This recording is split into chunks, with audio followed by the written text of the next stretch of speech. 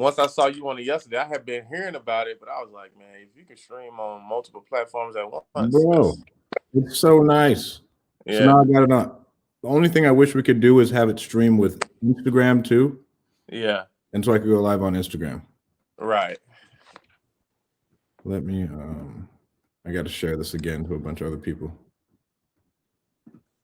So what? How's your business changed since we last met, man? Man, it's changed dramatically, man. Because when we met, I was just doing the wholesaling part on my own. Just if it wasn't really a business, it was more so if a deal comes across, I know this is what I'm gonna do with it. But going to that event, it allowed me to open up my thinking. So I wanted to make that part of the business the actual business instead of a hustle, so to speak. So, since that I got the office, we got we hired acquisitions guys, transaction coordinators, Oh, you're really and growing. oh yeah. Now we really from that event and my partner, the guy that I partnered up with, he was at that event too, but we didn't meet at the event. We met. We would walk in a 300 unit apartment building, trying to take that down, and we just kept seeing each other. Then we came together. Was like, man, we might as well do this together. So we've been kind of moving ever since then. Did you guys end up buying that 300 unit complex? No, we didn't. So in the due diligence, we tried to get a price reduction. They wasn't really having it, so it kind of fell by the wayside. But it's what came out of that was a lot of relationships. You know, Right. um, like I said, I met my partner down there, Alvin Johnson, who I met at the event also. Did you partner up with Ivan? Yeah, so yeah, he was a GP on that. Oh, no way. Oh yeah, he was a GP on that. So, and it's crazy. Like all this stuff came from that event. I met Alvin at that event. I met my partner at that event. So, I like to go to events to meet people, and when I learn something new, it's always a bonus. Right. Yeah. So sorry, man. Now you want to introduce yourself, what you did before. I met him at a Rafael Vargas event. We were all just down there hanging out, somehow connected, and both of our businesses have really like blown up since the event. I think what Raf offered was great info, but the networking that came out of that, man, was huge. Yeah, it was huge, man. So, little background on me. Played professional basketball 8 years. Retired in 2015. When I retired in 2015, I jumped straight into real estate. I got my first start as a realtor. I put my 3 years in and became a broker. And now I started my own brokerage. And as we was talking earlier, now I have an investment arm inside of the brokerage. So we just growing, man. And now with Post Pro Capital, that's the fund to raise money for syndications for the apartments. So we're building everything out, man. We taking action. For me, when I go to events, I don't look at the price tag. Like I Well, don't care how much it costs. It's my job to get that money back 10, 20 times over. So I'm always going to events. I'm always going to meet people. Like I said, good people. You get to meet good people. Like I met Strat. And the reason why we connected, I found out you play football, and it was like that instant connection. Like, oh man, you used to play football too. Okay, because athletes we speak the same language. yep. Yeah. Yeah, man. It was crazy. Who else did I meet out there? Alvin, Josue, Nick Perry. I mean, Nick Perry's an Yep. absolute savage. Yeah, I met Nick Perry too. He's cool dude. I need to follow up with Nick. Right, bro. Met a ton of good people. Didn't Yeah. sleep. Spent as much money as possible. Right. Right. That's how them events be, right? Bro, We we gotta go with the legitimately, flow. bro, we'd wake up. Like, so I remember the first day I woke up at like 7 a.m., went and got a workout in, like went to the event and everything else. The event got out at 6, and then we drank and partied until like 5 a.m.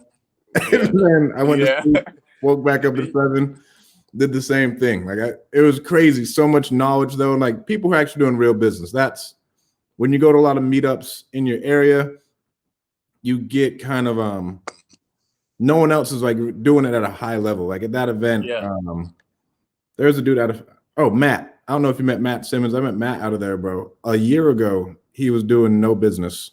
Now he's Yeah. doing like 1 million something, like or even Oh, higher. word. Crazy, biggest wholesaler in Philly now, Oh, word. That's in nice. Pittsburgh actually. But like just killing it and stuff like that has been awesome.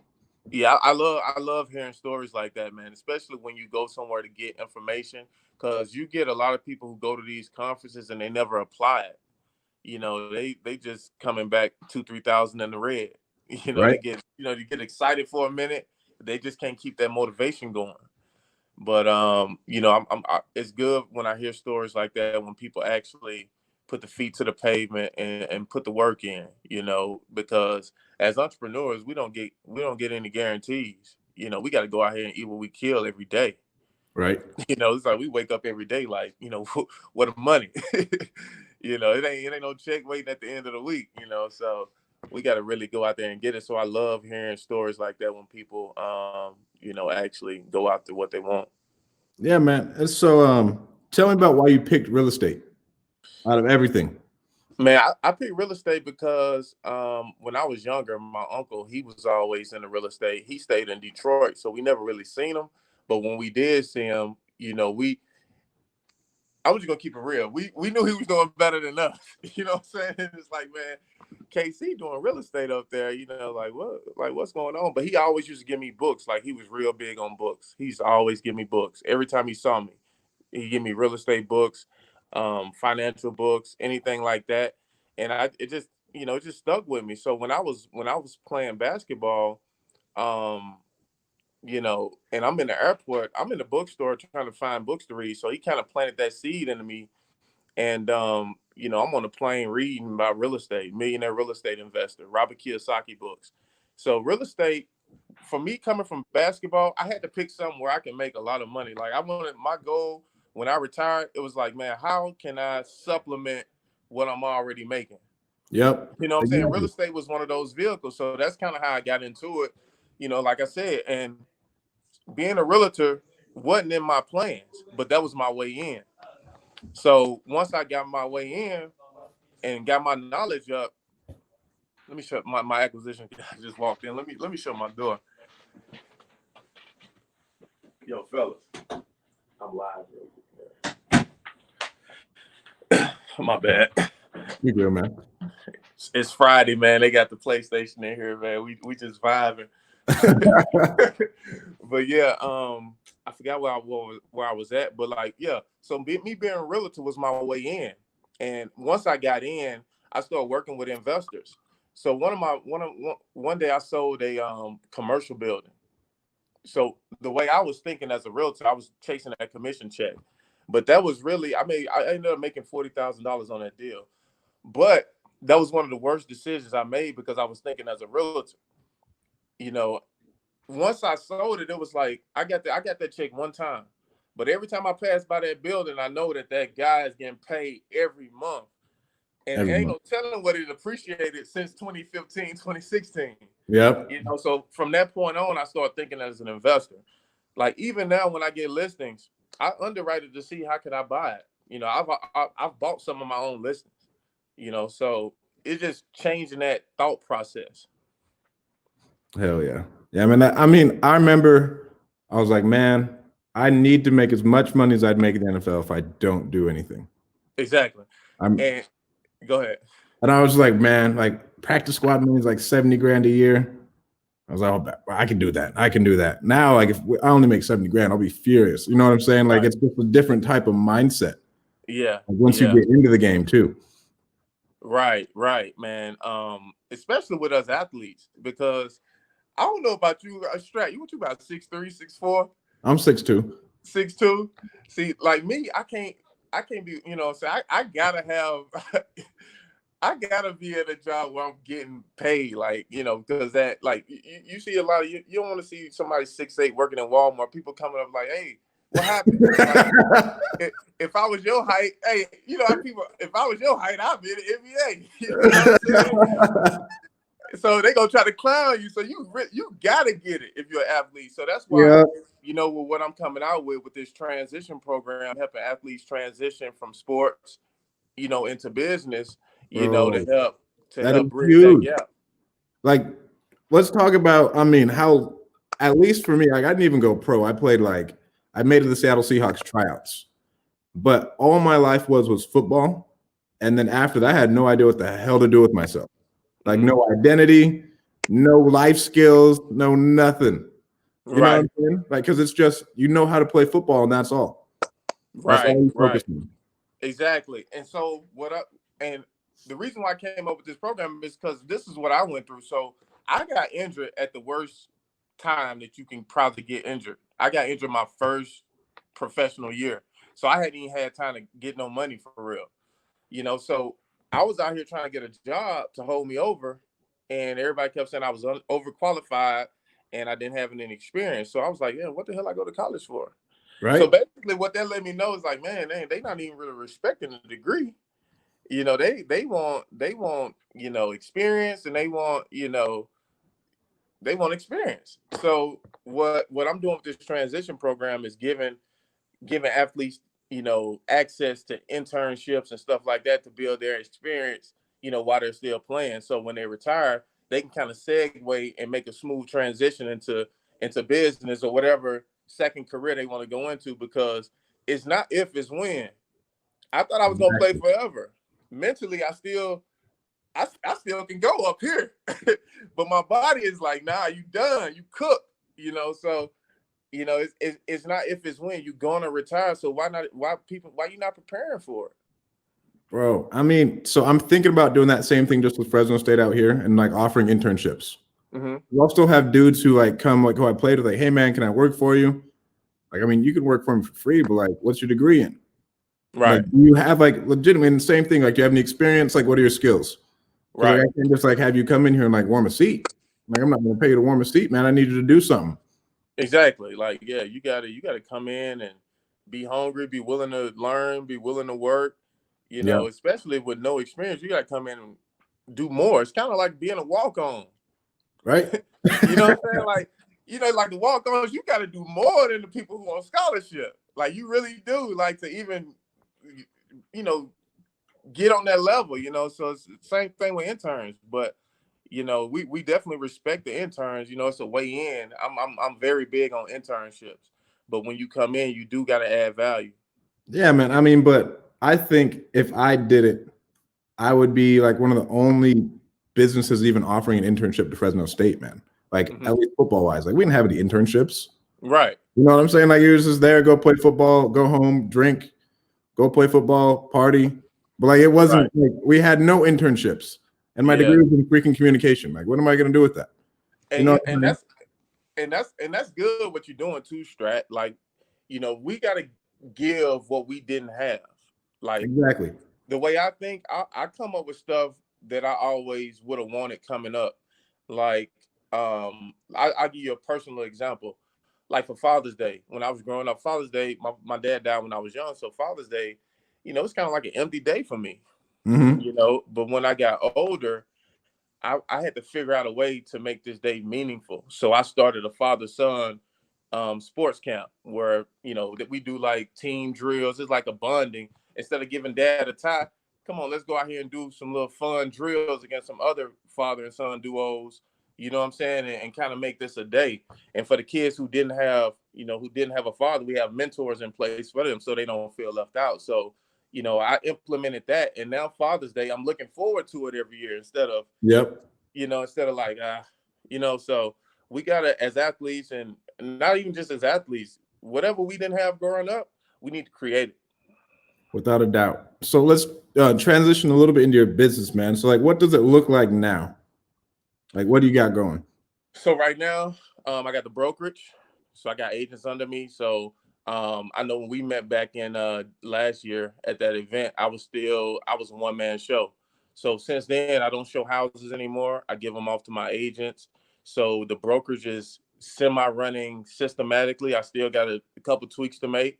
We have United Property Buyers, which is our, I don't want to say wholesaling business, because we're looking to buy some too. We want to cherry pick some deals as well. Yeah. So we have United Property Buyers in house. So that's the investment firm, and Post Pro Capital where I'm getting revved up to start doing these syndications. And that's a byproduct of this event. This event that I'm having with all these different big names and Huge, leaders from huge. different asset classes. I basically have you heard the term "Don't be the smartest person in the room"? Yep. All I did was created the room I wanted to be in. This like I handpicked everybody, like the best mobile home parks, the best fix and flippers, the best single family, the best wholesalers. We got Carlos Reyes coming, Corey Reed, my guy Sanji with the build to rent model. So he builds new construction developments, and they don't sell them; they rent them out. So that model, self storage. Like I took everybody, all the doers, and each asset class and put them in the room with me, Yeah, and man. all the attendees. Who are the athletes you have on it? Who's the dude? I can't remember that dude's name for the life of me. He's like legit. For the Seahawks. No, the basketball player. Is that Lou Williams? Oh, Lou Will, yeah, Lou Yeah. Will, yeah. That's So crazy. yeah, man. So me and Lou Will, we was teammates twice. I had two stints with the Sixers. In '07, I was on the summer league team. In '09, they actually signed me for a little while. And me and Lou, we played pro-am together too. So we won a couple championships in the pro-am here in Atlanta. So, you know, yeah, so that was an easy reach out. That's awesome. And so is he active? Like what's I mean, when you're Yeah, a he pro still athlete, plays. most of your life is sports still, or is he pretty active in his investment company? Like I know like Julio Jones, bro, big time developer out in Atlanta. Oh What's yeah, I didn't know Julio Jones developed. yeah, That's good. he's a big time developer out there. Yeah, so I don't know what I'll lose into. I'm definitely trying to get him into real estate. I know he has a record company, and I'm pretty sure he has some other stuff. A lot of guys they don't like to put their stuff out on the front street. So, but I'm pretty sure I'm definitely trying to get him into some of these syndications. And that's the reason why I'm bringing the athletes and bringing them with the top notch investors, so we can, so we can introduce them to the real estate investing game. So when you retire, you can make the same amount of money. And it's two types of income: passive income and active income. And what I'm telling the athletes is you're getting a big check right now, but you're only getting it if you're active, and you're not going to be active forever. So you need to start building that passive lane as well, so you can Yep. you can live the same way, once you're done. So I mean, and like going broke, it's a legitimate thing. I mean, you think you're gonna make money forever too. It's the yeah, I same mean, thing as being an entrepreneur. Like, it's not hard to go broke once the money stops. Like if everything's going in a negative in the back, like it's really not hard. It's only a matter of time. So you know, having having residual income, having cash flow, having assets, that's a way to negate that. for sure. And so, are you looking to get into mobile homes? Like, are you focused on syndication to mobile home, apartment complexes? What are you No, looking? me, I'm focused on apartment complexes and multifamily. But and this is what I'm telling everybody too. So I would call this a generalist event because it's not specific to one niche, but I'm very big on the fact that you can learn something from everybody you meet. So I'm not interested in mobile home parks at this time, but they may tell me a strategy that they're using to find mobile home parks that I can use to find in the asset class I want to be in. You see what I'm saying? So I'm gonna be just as tuned in to the mobile home parks and self storage as I am into the multifamily and the single family and the wholesaling. For sure. And so, wholesaling wise, man, what are you guys doing marketing wise? Man, we doing cold call. We got 13 acquisition guys. We doing all cold calling. Because I feel and we're gonna get into SMS and all that, but like I said, we're just starting our company as a company. He Mhm. was doing his thing on his own. I was doing my thing on my own. Now we're just straight cold calling. We got 13 acquisitions guys just calling all day on different shifts. Wow. So they're just work like eat when you kill, pretty much. Oh yeah, it's commission based. I mean, shit, I'm on commission based. So everybody in my organization gonna be commission based too. We all eat what we kill. And, Exactly. and I wouldn't have it no other way. Hell yeah. I'll be disrespected if somebody try to pay me hourly. Right. Honestly. I I can't do like it anymore. so you mean to tell me you're gonna pay me let's say $20 an hour. $20 an hour, whether I do a good job or bad job, I don't know. That's a bad deal to me. Because if I do a good job, I might want a little more. Right? Or You it's know, a salary. Like you get 90 grand for the year regardless. That's all. right? No matter Exactly. how good or how bad you do, Right. Like that's all. what if I made the company $1 million? I'm still only worth 90? Like, nah, like I like percentages better, like because we know what we're getting on the front end and that keeps the overhead low. That's probably why we was able to still operate during COVID because I mean we didn't have any overhead. Yep. What Yeah, was you so got? Go ahead, huh? man. Now I'm just saying, like, I mean, stuff like that happens, like, it just came out the blue. Nobody was prepared for COVID, but you see all these big box companies, retail companies that's going out of business, filing bankruptcy, is because of overhead, because when you really look at it, the fact of the matter is the only thing that can run you out of business is expenses. If if you don't have any expenses, you can stay in business forever. Right. Yeah, so Um, we got the cold callers, SMS. What systems do you use to cold call? What are you using? Call tools, then call? we're using call tools. We was using Zen call. We was using Zen call. We didn't like the customer service, so we switched to call tools. Bro, same. Um, I set yeah, up Zen call after that event. And then it was so much money. Well, not a lot of money, but it was more money than I ever paid for call tools. yeah, And then the customer service was awful. Nothing made sense. right. Customer service, man. Like, um, I don't even want to say that, but like, the customer service was awful, man. It was horrible. So we just had to go. We switched to call tools, and so that's what we're using right now. Yeah, I can get you. Do you have like how much you pay per account? Um, You hold probably on, 20. JoJo.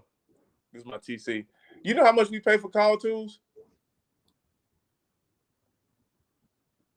She don't know. I I, don't know either, I man. can get you hooked up with like I $100 per I account. do dispo, man. I know how to get the deals off, dog. Whatever acquisitions bring through the pipeline, I see it then, and we handle dispo, and that's how I like to run it, man. We set goals for the acquisitions and dispo. We set goals, and we just have company meetings on that, and I like it like that. Like my acquisitions guy, good at acquisitions. Me being a realtor, knowing how to get to the closing table, I'm good at dispo. I know how to get the deal done. So, that's kind of how we running it. And so, what are your acquisition guys' goals every day? Um, they got to call at least 3 hours on a dollar. They got 3 hour shifts. Um, so we have, so we have the acquisitions, then we have the person who's over them who screens the calls, make sure that they're saying the right thing, staying on script, not staying on the phone too long, things like that. So we're trying to bring in at least 5-10 leads a day. Okay. And these are super, I'm guessing, a little bit more qualified leads than your regular cold callers because it's your people in house. Yeah, yeah. So we don't use VAs. Everybody we have is in house. Um, and you know what's funny? I was watching Real Estate Disruptors with Property Force, and I really like his model. All his acquisition guys are licensed agents as well, Hmm. and they're on commission only because agents are already used to that kind of structure. So he was saying it was easier to build out a company with that, with that type of business model. So eventually, I would want all my acquisitions guys to be licensed because, you know, not only they went to school and got that base knowledge and know how not to get sued. Um, you know, it just shows a little more commitment too than just getting the guy off Indeed. They not wanting to go to realtor school to get you know further educated. Yep. I mean, I have a little bit different view. I think realtors most of the time are just awful. Well, no, no, no, no, no, no, no. I don't want them to be realtors. I You just want them want to be them to be licensed. licensed. Yeah, yeah, yeah, yeah. I mean, and I got that, man. I watched that Property Force, video a couple times, and I just love what they're doing, and that's kind of like the model that I want to kind of model, and they're doing crazy numbers. Crazy numbers. Yeah, Yeah. they're doing crazy numbers. So I just, and I'm pretty sure you do the same. We watch who's actually doing the business, and we take a little bit from each person and form our own thing. Yep, that's exactly what we do. Cold calling. We got your syndication stuff. Tell me a little bit more about the event. Like, what time is it? Yeah, man, the event. So, we're kicking off tomorrow from 9 to 9. It's gonna be 12 hours. It's gonna be a marathon. Like a lot of people, like, man, how long is the event? Man, you got a lot of people coming. I'm like, man, you're gonna get your PhD in real estate in 12 hours, and it's gonna be recorded, so you can rewatch this. I know I am. Like, I'm gonna get like this was really like I did it for the people, but like for me on the selfish tip, I'm gonna get so much smarter from being at my own event. Like we like how can you not? For $27 and you can watch it from the comfort of your own home. I know when we went to our event, we had to get flights, hotels, the whole shebang. And Yeah. and that's before we even learned got one jewel dropped on us. You could pay $27 on this and watch it on your couch. So How did you reach out to all these people, man? Like, was it your own personal network? Because that's a strong group of people, dude. yeah, so in the everybody except the self-storage and mobile home parks are in my network. Yeah, so we ended up adding self-storage and mobile home parks because as we were promoting the event, we got a lot of flack. Like, what about this asset class? What about this asset class? So we ended up adding, self-storage and mobile home parks as well. Paul Moore, who spoke at my and another reason why I got a big network, I run a multifamily meetup down here. So the a lot of these guys is people who came and spoke at my meetup.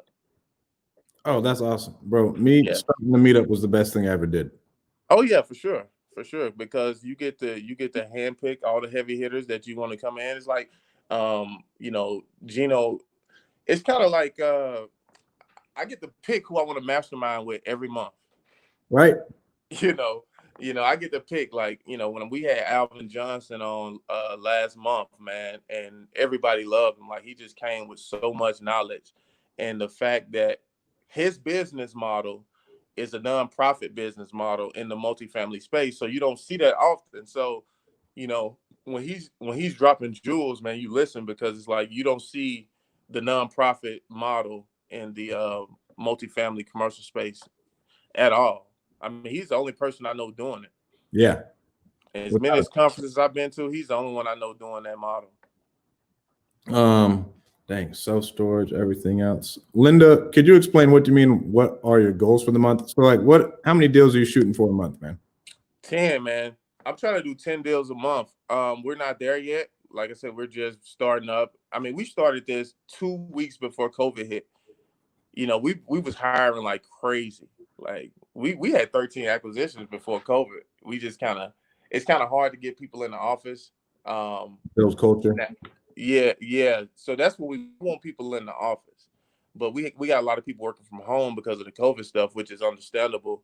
But once everything kind of get back to normal, we're gonna rev up the hiring again, and we want to have everybody in house. Yeah, man. That's awesome.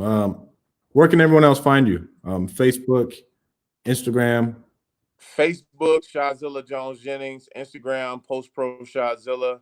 You can pretty much find me on those two platforms. I'm on LinkedIn, Rashad Jones Jennings, and I really ain't that hard to find. Oh yeah, man. Thank you You so gonna much. be at the event, Strat? Yep, Man, it's gonna be crazy, man. I like some feedback from you too.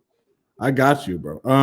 Where can they learn more about that event? Can you do you have a link on your phone or anything? Yeah, man. TheAtlantaSummit.com. You want me to type it in the chat? Will it go to the comments? A minute. Let me see if I can get this to go. It's just TheAtlantaSummit.com. It'll take you straight to the event. And it's not Atlanta specific. The reason why we had Atlanta in there, because this was an actual physical event. We had Atlanta Summit last year, and we just took it online because of the COVID stuff, and we kept the Atlanta name. But what I realized is a lot of people got confused and thought it was only for if you were interested in the Atlanta market, but it's not. And so next year you're gonna have the same thing in Atlanta, so I can come out to Atlanta. We can go have a good time. Oh man, what?